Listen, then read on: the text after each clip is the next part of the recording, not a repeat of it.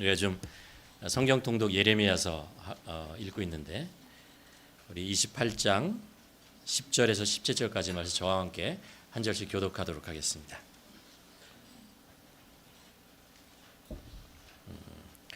10절입니다. 선지자 하나냐가 선지자 예레미야의 목에서 멍에를 빼앗아 꺾고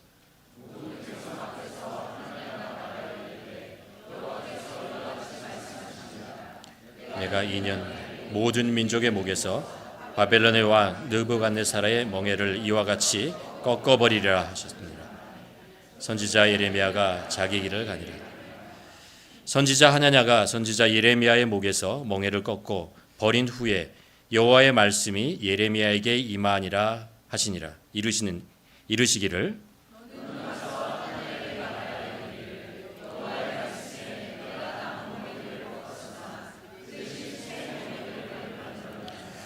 만군의 여호와 이스라엘의 하나님께서 이와 같이 말씀하시니라. 내가 쇠 멍에로 이 모든 나라의 목에 매어 바벨론의 왕 느부갓네살을 섬기게 하였으니 그들이 그를 섬기리라. 내가 들짐승도 그에게 주었느니라 하라.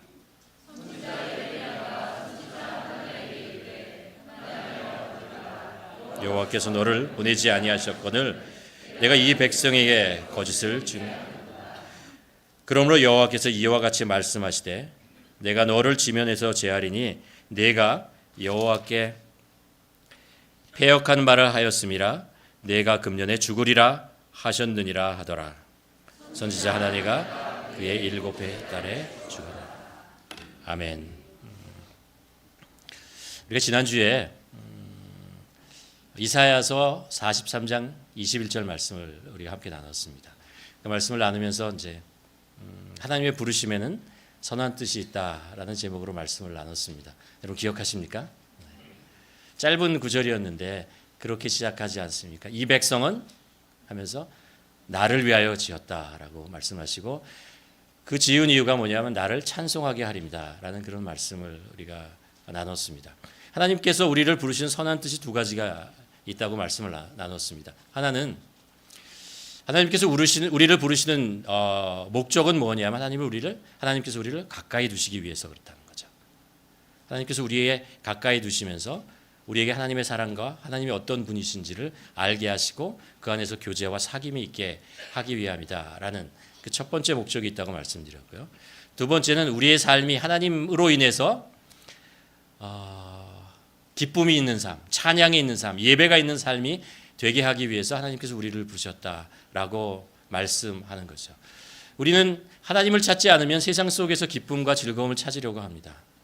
하나님이 주시는 복을 우리가 누리지 못하면 세상 속에서 우리에게 줄 것 같은 그런 복들에 현혹되어서 살게 된다는 거죠. 그것이 우리에게 참된 기쁨을 주지 못하기 때문에 그것이 오히려 우리의 삶 속에 어려움과 걱정과 근심과 두려움을 주기 때문에 하나님께서는 우리가 이 세상을 살아가는데 하나님께서 우리를 부르시고 하나님 가까이 두시면서 그 속에서 하나님이 주신 은혜와 사랑이 무엇인지를 경험하게 하시고 또 하나님의 뜻을 따라 살아가도록 우리를 인도하신다는 거죠. 그런 말씀을 우리가 나누었습니다. 우리가 이 말씀을 나누면서 제 마음속에 아마 여러분 마음속에도 그런 질문이 하나 들 것 같습니다. 뭐냐 하면 그렇다면 우리가 하나님의 음성을 어떻게 들을 것이냐, 하나님의 뜻이 무엇인지를 내가 어떻게 할 수 있을 것이냐라는 그런 질문이 우리 안에 들어오게 됩니다. 오늘 말씀을 통해서 우리가 나누고 싶은 것은 그것입니다. 우리가 하나님의 음성이 있고 세상의 소리가 있는데 그 안에 나의 뜻이 같이 섞여서 혼재되어 있는데 그 중에 진정으로 하나님의 뜻이 무엇인지를 내가 어떻게 분별할 수 있는가, 그리고 내가 하나님의 음성을 들었다면 그것에 어떻게 순종할 것인가, 이런 생각이죠. 이 질문을 우리 마음속에 이제 담고 오늘 말씀을 한번 보면서 풀어나가도록 하겠습니다. 예레미야서 28장 말씀입니다.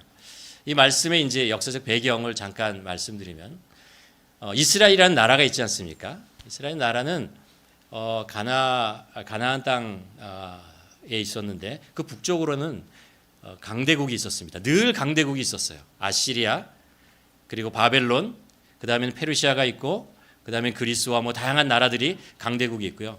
남쪽에는 역사적으로 전통적으로 강대국이 하나 있었어요. 뭐죠? 누구죠? 이집트입니다.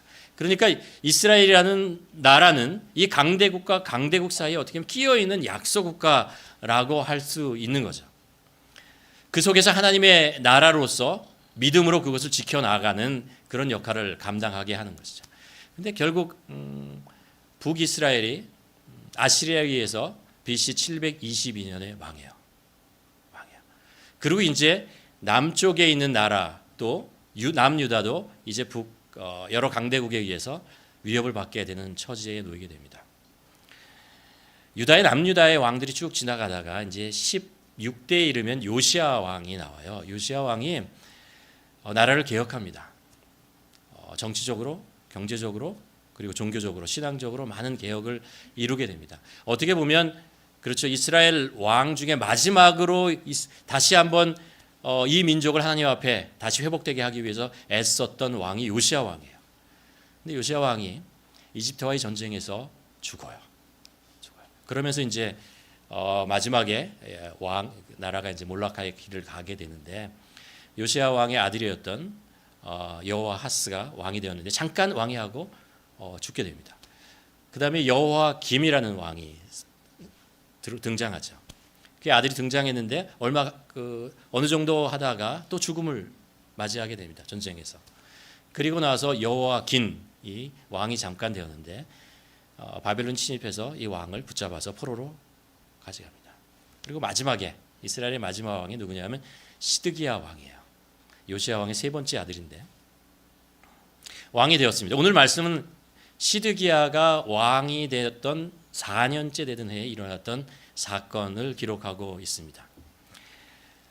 오늘 말씀해 보면 우리가 두 명의 선지자의 이름을 발견할 수 있습니다. 누구죠? 한 사람은 하나냐라는 이름이고요. 또 하나는 예레미야라는 그런 이름의 선지자입니다. 우리가 잘 알죠. 예레미야 선지자라고 알고 있습니다. 예레미야 선지자가 하나님의 말씀을 전하는데 이 백성들을 향한 지금 외세에 의해서 그리고 내부적인 여러 가지 타락과 죄로 인해서 병들어가고 있는 이 민족을 향해서 이제 하나님의 말씀을 전하게 되는데 그 메시지가 이스라엘 백성들이 기대하는 것이 아니었어요.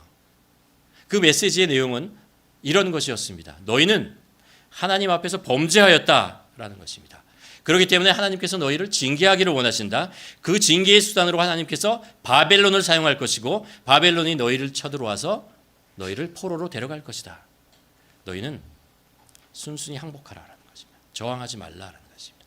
포로로 끌려가서 그곳에 바벨론에서 그곳에서 회개하고 그리고 하나님의 때 하나님의 방법으로 너희를 회복할 때까지 그곳에서 살라라는 거예요. 그 땅에서 살라라는 것입니다. 이스라엘 백성들이 왕도 그렇고 대신들도 그렇고 이스라엘 백성들도 이 하나님의 뜻에 받아들이기 어려웠어요. 불편했어요. 우리 민족이 망한다고? 바벨론이 우리 쳐 들어가서 우리를 공격하고 죽이고 우리를 끌려간다고? 이것에 우리가 두 손을 들고 항복하고 나아가라는 말인가? 이 질문과 의문 속에 사람들이 걱정과 두려움 속에 있었습니다. 그때 오늘 본문에 하나냐라는 선지자가 나와서 하나님의 말씀을 또 전하게 됩니다. 그 하나님의 말씀의 내용은 이런 것이었습니다. 오늘 10절과 11절에 보면 선지자 하나냐가 선지자 예레미야의 목에 멍에를 빼어버립니다. 그리고 모든 민족 앞에서 하나냐가 말하 이르되 여호와께서 이와 같이 말씀하시니라. 내가 하나님이시죠. 2년 안에 모든 민족의 목에서 바벨론의 왕 느부갓네살 왕의 멍에를 이와 같이 꺾어버리라 하셨느니라 라는 것입니다. 무슨 얘기입니까? 지금 여호와긴이 포로로 끌려갔어요. 백성들도 끌려갔습니다. 바벨론으로 고통과 어려움 속에 있습니다. 지금도 예루살렘에서 그것을 겪고 있죠. 근데 하나님께서 그들의 목에 있는 그 멍에 바벨론 왕 느부갓네살 왕이 끼워놨던 그 멍에를 하나님께서 꺾으실 거다. 해방시켜줄 것이다. 다시 돌아와서 회복시켜줄 것이다. 너희는 다시 예루살렘에서 잘 살게 될 것이다. 이런 메시지를 이제 하나냐가 하나님의 메시지라고 하면서 전하게 됩니다. 이스라엘 백성들은 이게 복음이었어요. 복음처럼 들렸어요. 하나님의 음성이었으면 좋겠어요. 그런데 그렇지 않았어요. 이게 하나님으로부터 온 메시지가 아니었어요. 사람들은 왜 거짓 선지자의 메시지에 현혹될까요? 많은 사람들이 하나님의 메시지에 다 흥분했습니다. 다 좋았어요. 근데 한 사람, 예레미야는 그렇지 않았어요. 아니다라는 것을 알았어요. 이게 하나님으로부터 온 것이 아니라는 것을 알았고 그것을 거부했습니다. 그렇죠. 예레미야도 이것이 하나님의 메시지였으면 좋겠어요. 그러지 않겠어요? 근데 알았어요. 이게 아니라는 것을 알았습니다. 이 질문 앞에서 우리가 이 상황 속에서 우리가 질문을 이제 이어갈 수 있습니다. 뭐냐하면 우리가 정말 하나님의 음성을 어떻게 분별할 것인가라는 거예요. 많은 소리와 많은 음성들이 있는데 그 중에서 정말 하나님의 음성이 무엇인가를 어떻게 분별할 것인가라는 것을 이 오늘 본문 속에서 두 가지를 우리가 배울 수 있습니다. 그 첫 번째가 뭐냐하면 우리가 하나님의 음성을 분별할 수 있는 첫 번째 방법은 뭐냐면요. 우리가 우리의 죄를 씻음 받아야 돼요. 씻김을 받아야 한다라는 것입니다. 이스라엘 백성들은요, 지금 자신이 하나님 앞에서 지었던 죄가 있는데 그것을 자복하지 않아요.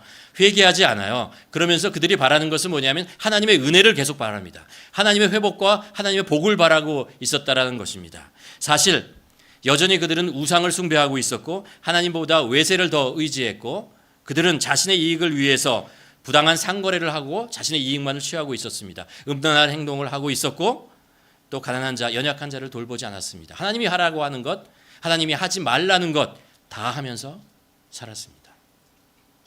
이 모든 죄를 가지고 있음에도 불구하고 그들은 회개하지 않고 그리고 자신의 죄에 대한 대가를 치르려고 하지도 않았습니다. 다만 그들은 현재가 가지고 있는 고통이, 아픔이 해결되었으면 좋겠다. 빨리 사라졌으면 좋겠다.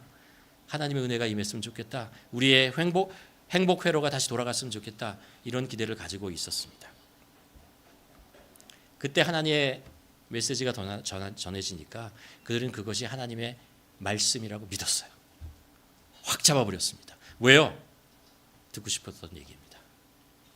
그들이 원했던 이야기를 하고 있기 때문에 그랬던 것입니다. 그들이 누구의 말이든 그것이 하나님의 말씀이라고 하는 것을 구별하지 못하는 이유는 자신의 상황에 유리하고 좋은 것이 하나님의 말씀이기를 바랬기 때문에 그래요. 십자가의 은혜는 우리에게 어떻게 임하게 됩니까? 예수 그리스도께서 십자가에서 우리의 죄의 대가를 치르셨기 때문에 그렇잖아요. 그리고 그 하나님의 심판 앞에서 우리가 우리의 죄를 보고 그리고 우리가 그 앞에서 자복하고 눈물을 흘리고 회개하였기 때문에 그렇죠. 그리고 그 십자가에 내가 못 박혔다.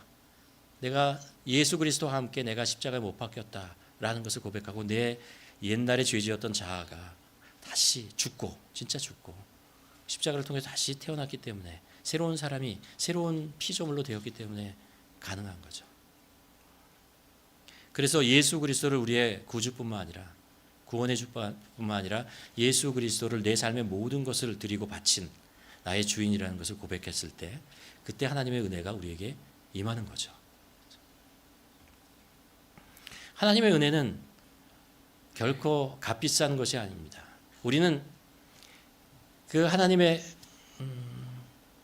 은혜를 받기 위해서 치룰 수 있는 그런 아무 능력도 없고 아무것도 할 수가 없었습니다. 그러나 하나님께서는 우리를 위해서 하나님께 가장 소중한 외아들을 십자가에서 죽이셨습니다. 가장 소중한 것을 우리에게 주셨어요. 그게 하나님의 은혜가 우리에게 임하게 된 거죠. 그 은혜 안에는 내 피는 한 방울도 들어가지 않았어요. 근데 예수님께서는 마지막까지 그 피를 다 흘리셨습니다. 부어주셨습니다. 그 십자가에는 내 모든 더러운 죄가 가득했습니다. 그러나 예수 그리스도의 죄는 단 하나도 그곳에 있지 않았습니다. 그 십자가에는 나는 차마 죽을 수 없었습니다. 그러나 십자가에서 예수 그리스도께서는 모든 고통과 살을 찢기시고 아픔 속에서 죽으셨어요. 제자들은 예수님의 죽음 앞에서 눈물을 흘렸습니다. 저 자리는 내가 죽어야 할 자리야 라는 걸 깨달았어요. 근데 나 대신 예수님께서 죽으신 거야 라는 것을 알았어요. 그리고 자신의 죄가 얼마나 크고 하나님과 자신의 사이를 가로막고 있는 그 엄청난 문제라는 것을 알았어요. 그리고 그것을 자복하고 회개했어요. 그렇죠? 그럴 때 하나님의 은혜가 그들에게 임하는 거죠. 용서가 임하고 새로운 피조물로 태어나고 하나님의 자녀가 되면서 하나님의 은혜와 복이 우리에게 임하게 되는 것입니다. 이사야 선지자는 이렇게 고백합니다. 그가 찔림은 우리의 허물을 인하며 그가 상함은 우리의 죄악을 인함이라. 그가 징계를 받음으로 우리가 평화를 누리고 그가 채찍에 맞음으로 우리가 나음을 입었노라. 십자가 때문에 이것 때문에 우리가 하나님께 가까이 갈 수 있는 거예요. 우리가 하나님께 가까이 갈 수 있기 때문에 하나님의 음성을 들을 수 있는 것입니다. 그런데 이스라엘 백성들은 자신의 죄는 회피하고 당장 하나님의 은혜만을 구하고 있었습니다. 십자가를 통과하지 않고 회개의 길을 가지 않고 하나님께 가까이 가고 싶은 거죠. 사람들은 하나님의 메시지에 귀가 솔깃했고 그 말이 마치 하나님의 말씀인 양 그 안에 엎으러져 버렸습니다. 인간은 자신이 듣고 싶고 자신에게 좋은 것들을 듣고자 합니다. 메시지가 누구로부터 오느냐는 그렇게 중요하지 않아요. 나에게 유리하고 나에게 평안을 주고 나를 편안하게 하는 것, 나에게 좋은 것은 그것이 하나님으로부터 온 것이라고 받아들입니다. 그러나 나에게 불리하고 어렵고 힘든 것이면 그것이 하나님으로부터 온 것이라 하더라도 그것을 거부할 수 있는 이유와 그리고 핑계를 찾으려고 애를 씁니다. 죄라고 하는 말을 한자로 쓰면요, 그릇되다라는 빗자가 안에 밑에 있고요, 위에는 그물이라는 것을 글자가 쓰여 있습니다. 그물망에 씌웠다라는 거예요. 죄라고 하는 그물망에 씌워졌다는 얘기예요. 그물망에 씌워주니까 우리가 자유롭게 움직일 수가 없어요. 죄라고 하는 것은 어둠 속에 있다고 하잖아요. 어둠 속에 있기 때문에 형체를 알아보지 못해요. 우리가 가야 할 길이 무엇이고 가지 말아야 할 길을 무엇인지 알 수가 없어요. 죄는 우리의 귀를 막는다고 하지 않습니까? 그래서 우리가 들어야 할 말씀과 들어야 하지 말아야 할 말씀을 구별하지 못해요. 어디로 가야 할지 모른다는 거죠. 우리가 이 어둠과 이 그물에서 벗어나는 길은 무엇입니까? 우리의 죄를 자복하고 그 십자가 앞에서 우리 자복하고 회개하고 눈물을 흘리는 것입니다. 주님의 십자가는 용서의 십자가예요.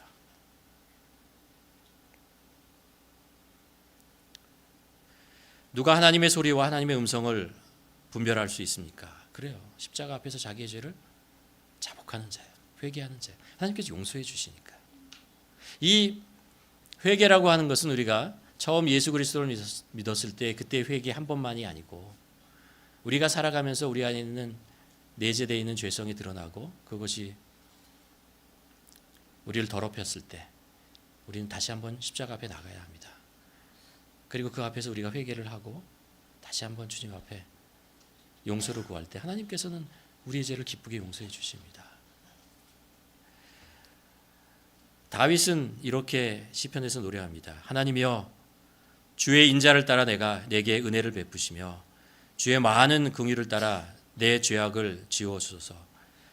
나의 죄악을 맑게 씻으시며 나의 죄를 깨끗게 제하소서. 주의 얼굴을 내 죄에서 돌이키시고 내 모든 죄악을 지워주소서. 이게 눈물이죠. 그렇죠? 이게 눈물이에요.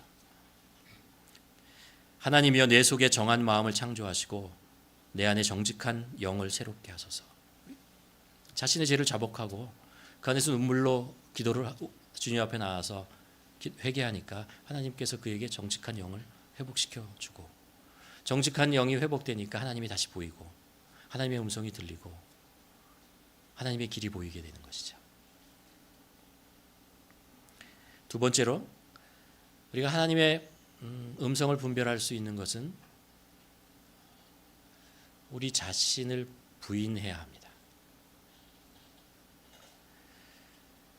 거짓 선지자가 하나냐가 이스라엘을 향해서 평화의 메시지를 전했지만 예레미야는 그것이 거짓이라는 것을 알았어요.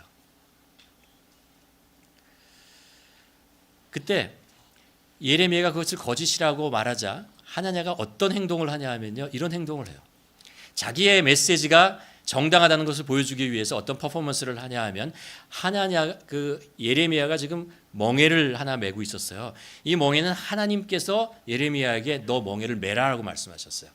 그것은 무엇이냐면 이스라엘 백성들이 죄를 짓고 이 멍에를 끼고 노예가 돼서 바벨론으로 끌려갈 것이다 라는 것을 상징하기 위해서 예레미야 목에 끼라라고 말씀하신 거예요. 근데 하나냐가 와서 예레미야의 목에 있는 그 멍에를 빼버려요. 그리고 그것을 꺾어버려요. 그러면서 이렇게 하나님께서 바벨론에 의해서 쓰여진 우리 민족과 많은 민족에 쓰여진 이 멍에를 꺾으실 것이다 라고 얘기를 하죠. 가만 생각해 보면 예레미야가 자기의 멍에 얼마나 불편했겠어요. 자기가 의도해서 낀 것이 아니었어요. 그런데 그것을 꺾어 놓았어요.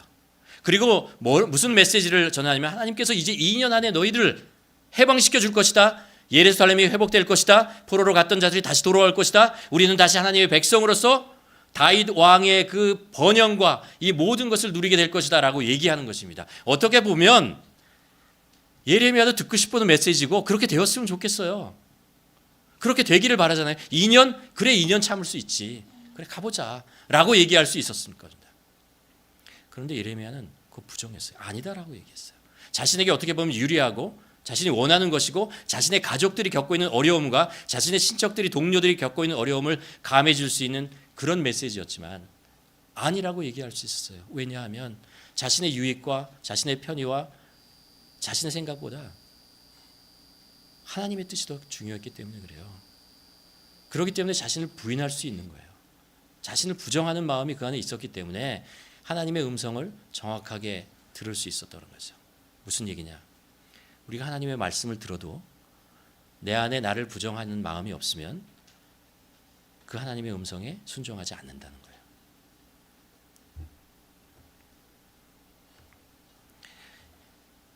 사무엘상 2장과 3장에 보면 엘리 선지자의 이야기, 제사장에 대한 이야기가 나옵니다. 사사시대 때의 이야기죠. 엘리는 제사장으로서 평생을 이제 바쳤던 사람인데 그에게 아들 둘이 있었습니다. 홈니와 비느하스라는 아들이었죠.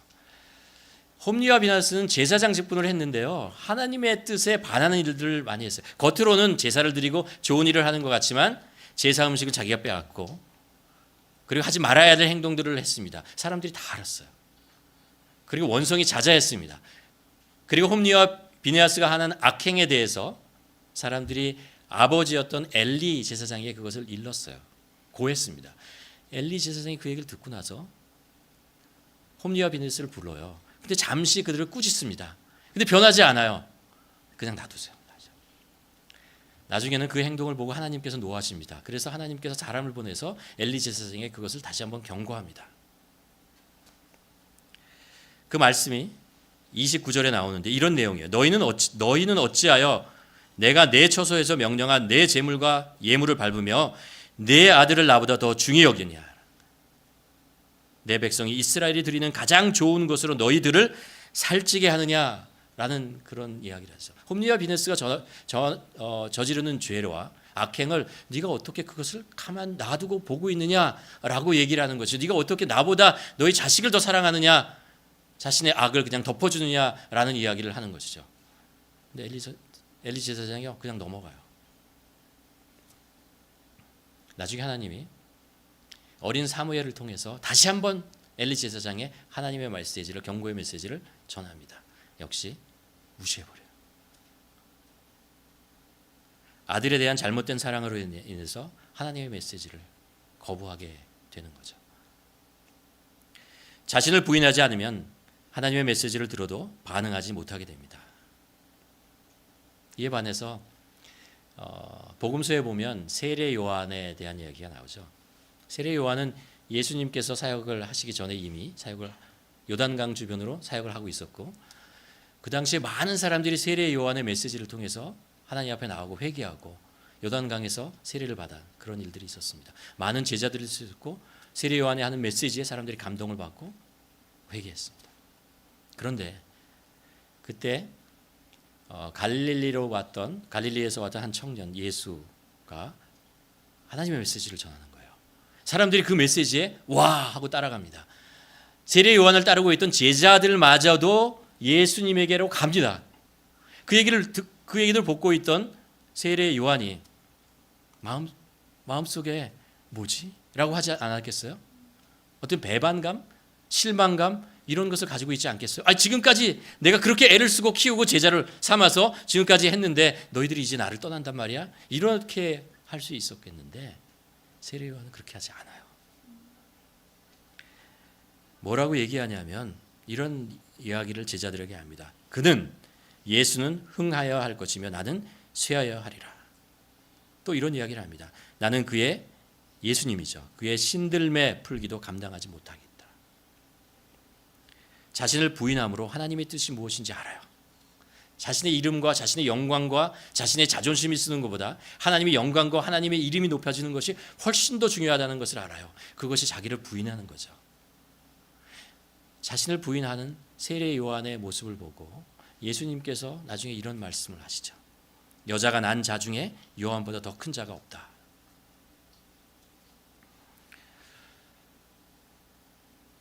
여러분, 우리 삶의 플러스만이 하나님의 뜻은 아닙니다. 우리 삶의 마이너스도 하나님의 뜻입니다. 나를 더 좋게 편하게 만들고 풍성하게 하는 것도 하나님의 복일 수 있지만 우리 삶 속에서 하나님이 어떤 뜻이 있어서 빼앗아 가시고 내려놓게 하시고 감하시는 것도 하나님의 뜻일 수 있고 하나님의 복일 수 있다는 것을 우리가 기억해야 됩니다. 자신을 부인할 수 없는 사람은 플러스만이 하나님의 뜻이기를 바라고 마이너스는 하나님의 뜻이 아니라고 부정하고 싶습니다. 그렇지만 하나님께서 마이너스로 우리에게 말씀하실 때 자신을 부인하고 그 음성에 응답하고 순종하면 하나님은 하나님의 때에 하나님의 방법으로 언젠가 또 다르게 우리 삶의 플러스의 축복을 주십니다. 하나님의 뜻은 쉬운 길 편한 것은 아닐 때가 많이 있어요. 그러나 우리 삶에 정말 가치 있고 중요한 그런 복입니다. 세상은 고통과 수고 없이 결과를 얻는 길을 우리에게 자꾸 가르쳐 줍니다. 그러나 하나님은 수고하고 애쓰고 인내하며 그 속에서 열매를 맺기를 바라십니다. 그게 하나님의 뜻이에요. 그런 자세로 살 때 우리는 세상 속에서 하나님의 음성을 들을 수 있다고요. 말씀을 정리하려고 합니다. 예레미야는 어떻게 하나님의 음성을 들을 수 있었을까요? 어떻게 그 많은 소리들 중에서 하나님의 뜻이 무엇인지 정확하게 구별할 수 있었을까요? 사람들의 귀를 즐겁게 하고 자신에게 유익을 주는 듯한 소리에 현혹되지 않고 흔들리지 않고 하나님의 뜻을 지켜나갈 수 있었을까요? 우리는 어떻게 나의 생각, 세상의 소리들 속에서 하나님의 음성을 구별하고 그것에 순종할 수 있을까요? 오늘 본문을 통해서 우리는 두 가지를 깨닫게 됩니다. 하나는 나의 눈과 마음을 가리는 죄를 십자가 앞에서 회개하며 씻음 받아야 정직한 영을 회복할 수 있고 그때 우리는 하나님의 음성을 들을 수 있습니다. 하나님의 길을 볼 수 있다는 거죠. 두 번째는 자신을 부인하고 나의 이익, 나의 자존심, 나의 의, 나의 영광의 틀을 벗어버리고 하나님의 영광, 하나님의 길 앞에 순종하는 마음, 그것을 가질 때 우리는 비로소 하나님의 음성이 들리기 시작합니다. 여러분, 우리는 세상을 살아가며 정말 많은 소리 들어요. 많은 이야기를 들어요. 그리고 그 소리가 밖에서만 들리는 것도 아니고 우리 안에서도 계속해서 들려 나옵니다. 이 길로 가야 되지, 너한테 좋지 않아? 이 길이 네가 가야 하는 길이 아니야? 이런 이야기들을 우리 내면에서부터 외부로부터 수없이 들려옵니다. 그러나 우리가 진정으로 가야 할 길은 어디 길입니까? 하나님이 인도하시는 길이 아니겠습니까? 하나님으로부터 우리가 하나님의 음성을 들을 수 없다면 우리가 어떻게 하나님의 제자로서 살아갈 수 있고 그리스도로 살아갈 수 있겠습니까? 라는 거죠. 그리스도인은 누구입니까? 하나님의 음성을 듣는 자들 아닙니까? 그렇죠? 하나님께서 왜 성령을 우리에게 주셨습니까? 하나님의 인도하심을 받게 하시려고 성령을 주신 것이죠. 우리가 하나님의 성령님의 음성을 듣지 못한다면 우리의 주위에 오는 많은 생각들과 우리의 자아가 살아서 우리의 죄가 우리의 눈과 우리를 가려서 그것을 들을 수 없다면 성령님이 우리 안에 있고 하나님이 우리의 삶, 우리를 회복시킨들 우리가 그 축복의 길로 갈 수 있겠냐란 말이에요. 우리는 하나님의 음성을 들을 수 있어야 합니다. 하나님의 음성이 들려야 합니다. 그러기 위해서 우리는 매일 십자가 앞에 나가서 우리의 모습을 비춰보아야 합니다. 내가 주님 앞에 정직한가? 우리는 완전하지 않아도 돼요. 우리는 도덕적으로 아니면 우리의 행실의 모든 것이 완전하지 않아도 돼요. 완전할 수도 없고요. 그러나 주님 앞에 정직할 필요는 있습니다. 주님 앞에 정직하게 우리의 모습을 내어놓고 그 십자가 앞에서 나의 부족한 면이 있으면 부족합니다 고백하고, 죄가 있으면 죄가 있다고 얘기를 하고, 숨기지 말고 눈물을 흘리고, 그럴 때 하나님께서 우리에게 정직한 영을 주십니다. 우리를 회복시켜 주십니다. 그리고 나의 영광을 위해서 살고자 하는 마음, 나의 유익과 나의 편의를 위해서 살고자 하는 마음을 좀 내려놓고 하나님의 영광, 하나님의 길을 가겠습니다 라고 자기를 부정하고 십자가를 질 때 하나님께서는 우리 심령에 말씀하시기 시작합니다. 들리기 시작합니다. 그리고 우리는 순종할 수 있어요. 바라기는 우리 모두 하나님의 음성을 들으며 살기를 원합니다. 그래서 진정으로 우리 삶의 복이 무엇인지를 깨닫고 살아가는 우리 모두가 되기를 주님의 이름으로 간절히 축원합니다. 기도하시겠습니다. 우리 한번 기도했으면 좋겠습니다. 나는 하나님의 음성과 세상의 소리를 구별할 수 있는가? 내 속에서 일어나는 내 자신의 자아 속에서 나오는 그 음성과 그 욕심과 그것을 이겨내며 나를 부인할 수 있는가? 부인하고 있는가? 우리 자신 한번 돌아보았으면 좋겠습니다. 믿음이라고 하는 것은 우리의 삶을, 우리의 생명을 그냥 하나님께 드리는 것이죠. 맡겨드리는 것입니다. 맡기는 것이죠. 내가 움켜쥐고 있을 때 오히려 나의 삶은 꼬이고 불편하고 힘들어지지만, 나의 삶을 주님 앞에 드릴 때 나의 삶은 주님의 길을 따라가게 되고 주님이 말씀하신 그 형통의 길을 따라간다는 것을 우리가 믿는 거죠. 드리는 거죠. 그럴 때 우리는 하나님의 음성이 들립니다. 이 시간에 기도드리며 하나님의 음성을 듣는 자 되게 하시고, 그래서 그 속에서 하나님의 인도하심을 따라 살아가는 저희들 되게 하여 주시옵소서. 우리 함께 기도하며 나아가기를 원합니다.